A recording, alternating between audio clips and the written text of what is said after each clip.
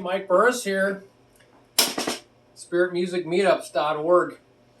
I'm looking at this PDF document down in the description, why I teach drumming. Well, I started in 1998 part-time when I was working in healthcare as a senior programmer analyst and trainer. I was working in client education, motivating and inspiring and trying to make positive, proactive change in the workplace. But I got so excited teaching on the side that eventually it just took over. Had to go down to 32 hours and then eventually 24 hours, 25 hours. And then eventually I just had so many students. I was working at so many different venues, and you can see my resume out there, that it just took over my life. I found out that I really loved motivating and inspiring other people, and I really wanted people to succeed. I've learned a lot of things about success and going after your dreams, and I like to pass that on. We only live once, and I want to make a difference. But I tell you, when God got a hold of my life back in 1980, it really did a U-turn on my life. It opened up a whole new perspective to life, that our lives here are meant to count. We need to make our lives count. We need to make the most out of the time we have here. And now we're planting seed in our lives. I love planting things in my garden and landscaping, and this takes time. Sometimes it doesn't work, but you learn from your mistakes and you get better as a gardener. And so that's the way it is. And are we planting something that's going to last forever, or just, to the end of the week or the end of the day or the end of the hour? And we all live sometimes just for the moment, and then we kind of really regret it. We have a lot of regrets. I've seen a lot of people pass away, and I don't think they got a lot. Some of them didn't get very much out of their life, and so a lot of people have regrets. I have regrets too. I wish I had done things differently. So we should learn from one another. So why do I teach drumming?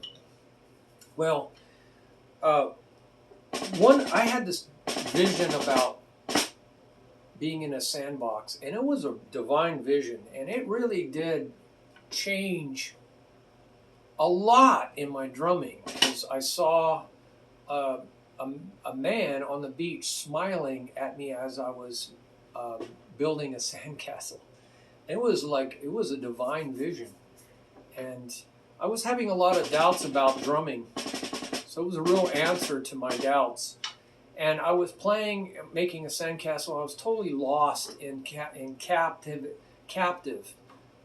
in my curiosity and creation, imagination, building this sandcastle. And I saw this man, just the mouth of him, just smiling with so much pride and contentment, saying, "That's my son. I'm proud of him." There's no better place for him to be than playing, lost in his creativity, in joy. There's no better place to be. And I thought, wow, that is really profound. And I looked back at myself in that sand, and this time it was me playing my drums. All those years, I've been in so many bands since 7th grade, tapping on everything. So I saw myself playing in a sandbox all those years, playing my drums. And I knew there was no doubt about it. In my dream, it was definitely the smile of God. It was just the happiness God had calling me into music, into drumming, into that joy from the time I was 8 years old, I think. But I got into band in 7th grade because my friend Ralph Dusenberry and I were driving the teacher crazy, tapping on desks and making cool beats. It was like, wow, that was so fun. she said, you need to go take it into the band room. You guys join band, and that was it. We made a 45 record, 25 or 6 to 4 by Chicago and some other song. And in the studio, I mean, in 7th grade, this radically, profoundly influenced us all. Taking us into a recording studio, wow. You know, that was incredible. So that really hooked me, and probably a lot of other people. So a good teacher can give students incredible vision and just encouragement, and that was what that teacher did. I don't even know who that was, but I've had some great teachers. John Thrasher, Charles Mattern, a high school teacher, fantastic guy. You know, really came to, wow, man, just I'll tell you, he came to the Lord later on in life and looked me up, and I was just so moved by that. I couldn't believe how much he had changed. And John Thrasher, what a great guy. In you know, my junior college, he, you know, put his hand on my shoulder when I was struggling. I was a music minor, you know, on scholarship, and it was just great to encourage me like that. So I want to continue exploring in that sandbox. That's what I'm hooked on, exploring in that sandbox. And then, you know, so why do I drum? That's why I drum. Why do I teach? Because I want others to feel this. And as I teach, you know, I learn so much about drumming when I have to communicate it to others. So I try to get my students to do the same, to get up on the whiteboard, and I want to start doing some videos with them teaching, because they will learn so much if they can teach you. And so getting them to do that, you know, getting them over their shyness. See, he says, I enjoy finding simpler ways to study drumming and organizing them so that all ages and skill levels. Yeah, I believe that a lot of people have made drumming or music like rocket science. You know, I had a job that was like rocket science. There was 1,000 switches like flying the shuttlecraft, and that was in healthcare interfacing. Very complicated technology. Took a lot to learn it. They pay a lot to be able to learn all that stuff. But drumming is not supposed to be like that. So I try to break things down, make it really simple, step by step. Just do this. You know, keep that slanted, raise this up. I try to break it down into simple pieces so that everybody can get it. But not everybody does that on the internet. It's like they want you to be wowed by them. Oh, look how this, you know, complicated thing. But they don't show you how to do it. You know, I've had drums teachers that go, you know, oh, just do this, you know. And I'm like, what? I can't even figure out what your hands are doing. Can you slow it down? I mean, they just like, oh, I just want to prove that I'm so much better than you. And they're charging me $50 an hour to prove that they're so much better than me. Well, I didn't take more than one lesson from them. But I've had great teachers too, you know, Brian Harris, he's here in town, snare drum goes to the zoo, what a great guy. He's my mentor. He encouraged me to become a drum teacher, and he helped me do it. He wasn't threatened. You know, I had a lot of students that, you know, he could have viewed that as competition. I've had 5,000 plus students, but he didn't do that. He showed me how to succeed. Plenty for everybody to go around. You know, he didn't view it as, he didn't have a limitation or scarcity mentality. So I will always be grateful for that. I've always been about inspiration, motivation, and passion. Yes, I did a lot of teaching to help people get that in the workplace, and we all need that to be move forward to towards our dreams, you know, and I endeavor to pass this on. So there's a lot of things out there to help you stay motivated, inspired, moving towards your dreams. So, and I want my life to be a positive influence.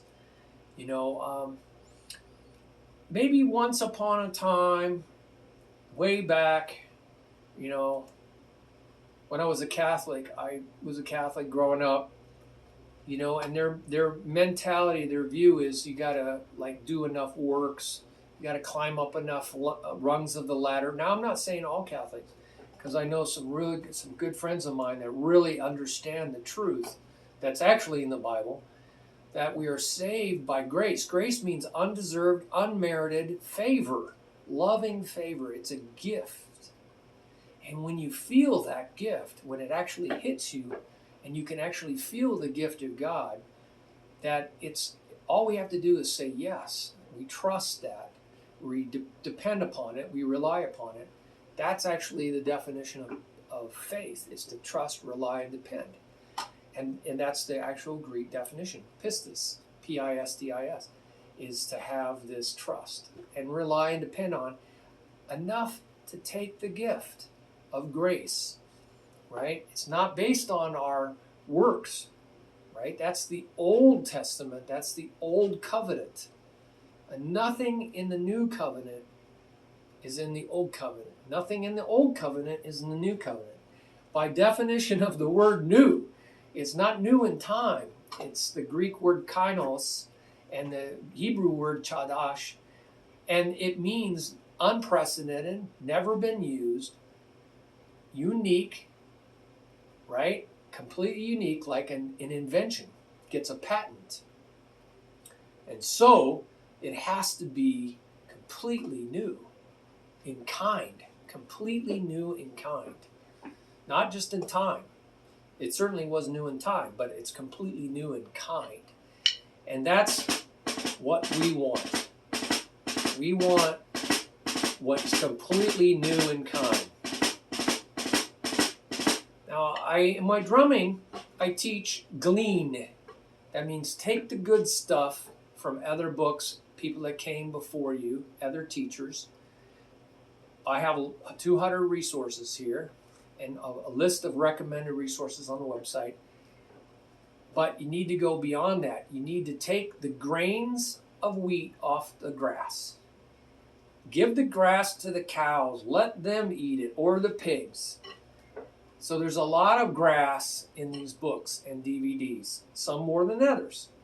And my job is to help you glean, take the good stuff, and go beyond it. Go beyond it. Learn how to teach yourself for a lifetime. Because I'm not going to be around. I'm 61.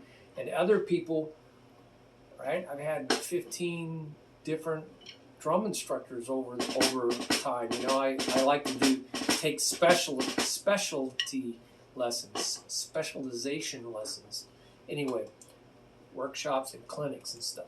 So I'm going to do a drum circle on Monday, so we'll see how that goes, helping people play together. They have never played together. They're going to have a blast. So there is the reasons I teach drumming, and I hope that you get turned on by it. Give me a call. You can contact me through the website. Contact us, and we'll set something up for you. You can use all the resources on the website. They're there for you. I use them for motivating my students as well. Special, looking at something that they work on or need to work on, and but they're there for you as well. So take advantage of all that free stuff out there. And we got great rates here. So I have a drum studio in the other room, and periodically I teach at different locales. So I'm going to go down to do the drum circle over at House of Bards, a really cool place in Tucson, Arizona. John Bujak. Really cool. All right. Take care, everybody. God bless. Bye.